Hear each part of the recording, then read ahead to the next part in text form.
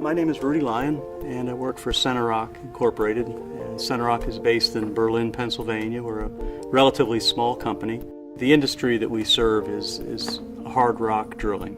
So this involves drilling holes for large foundations that you might see holding up a bridge, large buildings. We drill holes for oil and gas. So anytime a hole needs to be drilled in the ground that's in hard rock, that's where our products come in. We began leveraging the power of SolidWorks when I came on board in terms of trying to organize our models, have relational models that are scalable, and as a result we've been able to probably quadruple the size of our product portfolio. We do a lot of in-context assembly work where it's 2D plane work, but we create a lot of relationships between lines and sketches amongst multiple parts in the context of an assembly. We might get a request from a customer to tweak a product a little bit.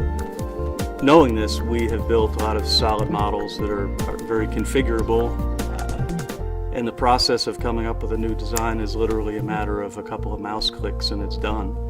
So in that sense, SolidWorks has been very beneficial. Brandon Fisher, the president of our company, heard on the news that the statements were that they felt the miners wouldn't get out until Christmas. He said that's nuts, because we know we can drill a hole faster than that. So we made connections with people in Chile, put together a plan for what we proposed, which was step one, enlarge that 5.5-inch hole to 12 inches. Step two, enlarge the 12-inch hole to 26 inches, and therefore large enough to put the rescue capsule through. At about 1/3 of the total depth, or let's say 200 meters, we ran into a problem. The drill stopped working. And when they pulled the drill string up out of the hole, we realized that the front end of the bit was missing.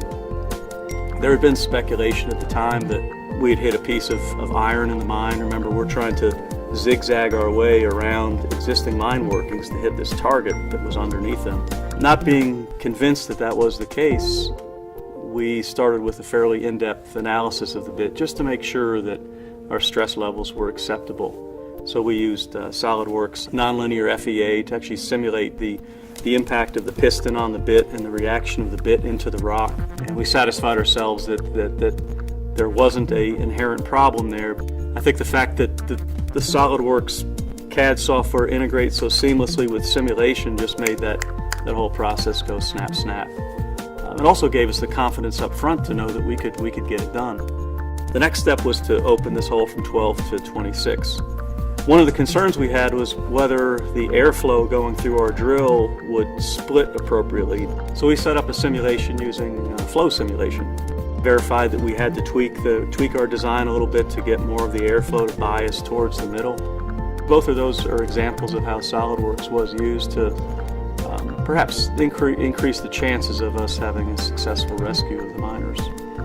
From a business standpoint, I think I've created a lot of technology for the drilling industry that has made people money, maybe made their livelihoods better.